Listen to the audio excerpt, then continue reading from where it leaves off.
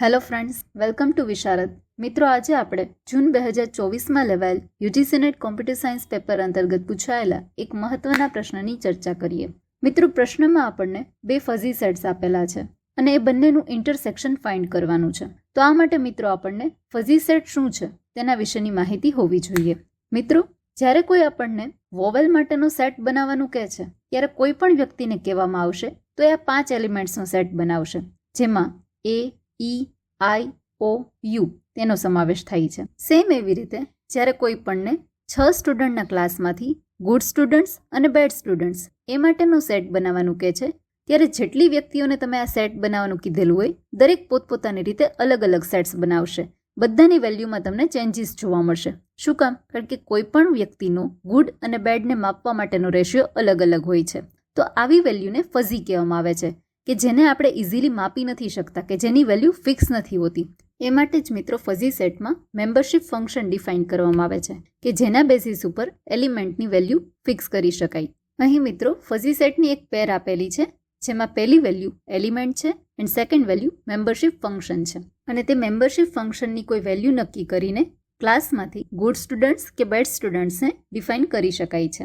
મિત્રો, આ વેલ્યુ હંમેશા 0 અને 1ની વચ્ચે હોય છે, જેમાં 0 અને 1નો પણ સમાવેશ થઈ જાય છે. કોઈ પણ એન્ટિટીની વેલ્યુ જો 1ની વધારે નજીક હોય કે 1 હોય તો તેને સ્ટ્રોંગ એન્ટિટી કહેવાય છે, અને જો 0ની નજીક હોય તો તેને વીક એન્ટિટી કહેવાય છે. ફોર એક્ઝામ્પલ, ગુડ સ્ટુડન્ટ્સમાં એની વેલ્યુ 0.9 છે, એટલે કે તેની ગુડ ક્વોલિટી સૌથી વધારે છે, તે 1ની નજીક છે. અને સેમ એવી રીતે સીની વેલ્યુ 0.2 છે, એટલે તેમાં ગુડ ક્વોલિટીઝ ઓછી છે. તો આ રીતે મિત્રો ફંક્શનના બેઝિસ ઉપર ફઝી સેટ બનાવવામાં આવે છે. તો હવે મિત્રો આપણા એક્ઝામ્પલમાં એ અને બીની વેલ્યુ આપેલી છે, તેના બેઝિસ ઉપર યુનિયન અને ઇન્ટરસેક્શન ઓપરેશન કેવી રીતે પરફોર્મ થાય તે જોઈએ. મિત્રો, ફઝી સેટ પર યુનિયન ઓપરેશન પરફોર્મ કરવા માટે બે સેટમાંથી જે મેક્સિમમ વેલ્યુ છે તેને આપણે લેવાની છે. મિત્રો, આ સેટમાં એલિમેન્ટ્સમાં કોઈ ચેન્જીસ નહીં થાય, પણ એલિમેન્ટ્સની વેલ્યુ એટલે કે મેમ્બરશિપ ફંક્શનની મદદથી જે વેલ્યુ આપણને મળેલી છે તે વેલ્યુમાં ચેન્જીસ થશે. બંને સેટ વચ્ચે કમ્પેરિઝન કરવાની અને જે વેલ્યુ મેક્સિમમ છે તે લેવાની થશે. તો અહીં મિત્રો એ યુનિયન બી ફાઇન્ડ કરીએ.